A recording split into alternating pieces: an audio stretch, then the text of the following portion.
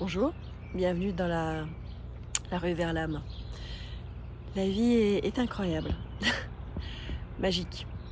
Je vous témoignais dans un de ces épisodes dernièrement d'un être qui était parti d'une crise cardiaque et auquel je m'étais connectée pour savoir ce qui s'était passé. Et je ne savais pas si son passage dans la lumière avait eu lieu. Et hier, après avoir enregistré les épisodes, je me trouve dans ma chambre et paf! Un bruit sec. Un livre dans ma bibliothèque tombe et fait tomber le cadre de notre mariage. Je me dis tiens, c'est bizarre. Je remets le livre d'aplomb, je me rends vers la fenêtre et immédiatement, paf! Le livre retombe. Bon, je me dis visiblement il y a une présence. Donc je ferme les yeux et je demande. Et l'image de cet homme dont j'avais parlé me vient à l'image, me vient en mémoire. Et là, comme il avait entendu que je parlais de la capacité que j'avais eue lors d'une rencontre avec une âme de prendre en écriture automatique un message, eh bien à son tour, il me transmet un message pour son épouse. Je note et je transmets le message. Et aujourd'hui, nous nous sommes parlé avec son épouse, qui elle était dans cette foi de la vie après la vie, mais qui était heureuse d'être confirmée de la joie et la tranquillité de son mari. Et au moment où on parle, elle me confie que dans cette période de décès qui est toujours très difficile à vivre, bien évidemment, elle vient en plus de perdre son père. Et à ce moment-là, j'ai une image et je perçois son père. Et je sens que même si c'était un homme qui était très croyant, je sens que quelque chose est dans l'immobilité. Je vois son corps en souffrance. C'est un homme qui a beaucoup souffert à la fin de sa vie, qui avait des problèmes avec une jambe, problèmes dans la mobilité et en même temps un cancer de la peau. Et elle me parle de la foi de son père qui était très croyant et qui souvent se connectait au chapelet. Et quand elle me dit ça, l'image que j'ai, c'est l'image de cet homme qui est couché, recroquevillé sur lui, en souffrance. Et je vois que son corps est comme séquencé, exactement comme un chapelet où les prières sont séquencées par des petits grains. Et je vois que quelque chose est encore en douleur, quelque chose qui sépare. Donc, je ne fais pas de soin en même temps que nous parlons avec cet ami. Je raccroche. Et je sens que la présence est là, que quelque chose est à faire. Que malgré la foi de cet homme, quelque chose est à accompagner. Et là, je me rends compte qu'en fait, l'information qu'on me donne, ce n'est pas lui qui me la donne, c'est vraiment ses guides. Ses guides m'indiquent que dans sa foi, il s'est vécu comme séparé. Comme si il y avait l'homme de foi, l'individu par rapport à la société, et il ne savait pas comment réunir toutes ces choses qui étaient coupées les unes par rapport aux autres. Donc je souffle de la lumière pour essayer de remettre de l'unité dans ce chapelet, ce que j'arrive à faire, mais il y a encore quelque chose qui souffre. Et là, on m'explique que dans sa façon de vivre la foi, il a opté pour la victimisation, pensant que ce serait une façon noble d'essayer de sauver l'âme des hommes, si perturbée et parfois cette humanité si noire et qui souffre. Et se vivre dans cette douleur physique, c'était comme prendre un mal qu'il acceptait pour aider l'humanité. Ça, je le perçois. Et après, on me redonne l'information qu'il a eu un cancer de la peau. Et on me dit la peau, c'est vraiment tout ce qui est le contact entre l'intérieur et l'extérieur. Et donc je comprends que la difficulté pour cette âme a été de se vivre dans un monde extérieur et ne pas savoir comment gérer son intériorité, sa foi. Donc il y a eu vraiment, on me montre, une coupure aussi par rapport à la tendresse. Et à partir du moment où ça on le comprend et où je lui dis qu'on m'indique que la tendresse, la douceur, c'est vraiment quelque chose d'inhérent à la vie et qui peut se frotter la peau.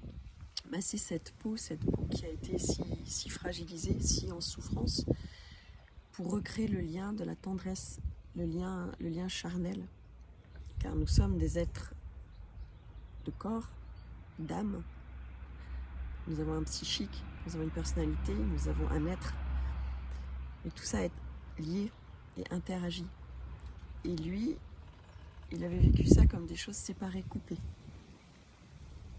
Et au moment où je lui montre cette capacité à être dans cette tendresse, je vois sa femme qui apparaît.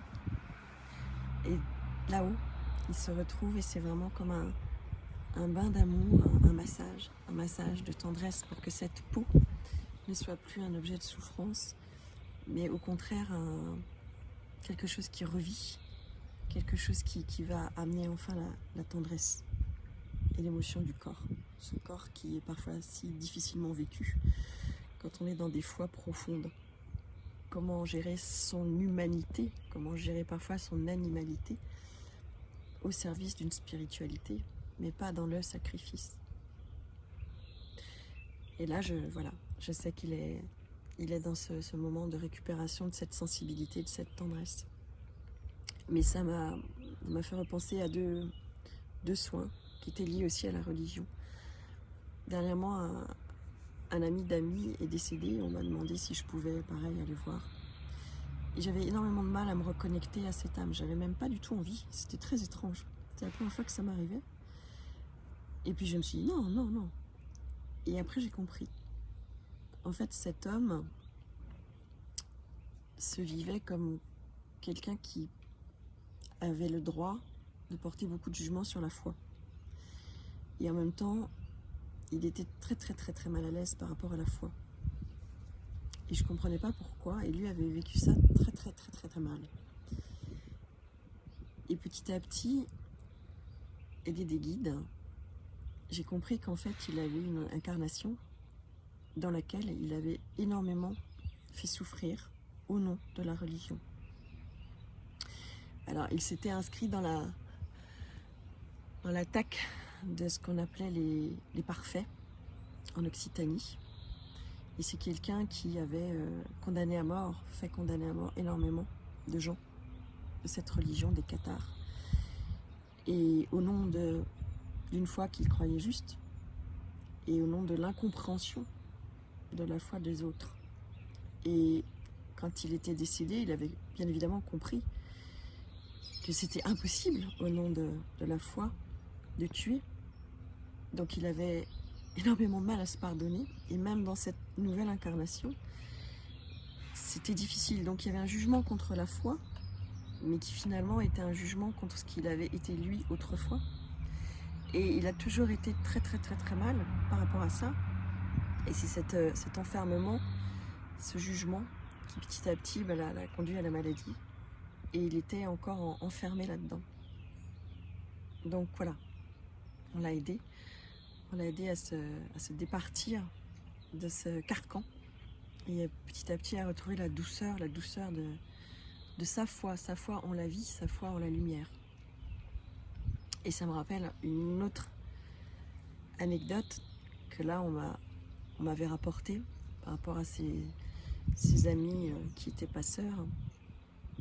Un jour ils avaient été connectés à un curé qui alors, comble du comble, se faisait vivre de l'autre côté du voile un enfer. Il était vraiment condamné aux enfers et c'était terrible. Et quand il a aperçu ses deux amis, il ne comprenait pas ce qu'il faisait là, lui qui avait vécu en homme de foi toute sa vie, pourquoi il était condamné à l'enfer. Et donc en cherchant, parce que le but c'est toujours de mener l'enquête, ils se sont rendus compte que cet homme avait aimé une femme. Un amour bien évidemment qui n'avait pas été vécu charnellement, mais un amour très beau, très pur, qui aurait pu être vécu, mais qui n'avait pas été vécu, car évidemment, il y avait ce nom posé par la foi.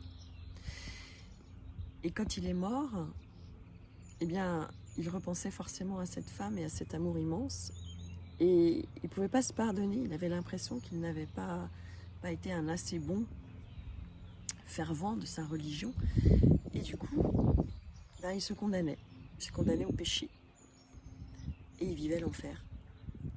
Et ce jour-là, il a compris, aidé par la foi, les guides, que cet amour qu'il avait ressenti était beau, était pur, et qu'il aurait pu être vécu sans aucun jugement, et que ce n'est pas parce qu'il avait ressenti cet amour-là qu'il serait condamné de toute façon, que de l'autre côté. Il n'aspirait qu'à une seule chose, on n'aspirait qu'à une seule chose pour lui, le reconnecter à l'amour et au pardon. Et il s'est pardonné. Voilà. Ces 3 témoignages qui sont vraiment très liés à la foi. Comment se vit-on dans une foi? Comment gérer le corps, l'âme, l'esprit, la foi, l'humanité? C'est très complexe, et c'est des questions visiblement qu'il vaut mieux se poser de son vivant, parce que sinon de l'autre côté ça peut continuer à nous laisser dans le désarroi, dans le sacrifice, dans la coupure, dans le jugement, alors que la vie, l'univers n'aspire qu'à nous aimer. Voilà, très belle journée.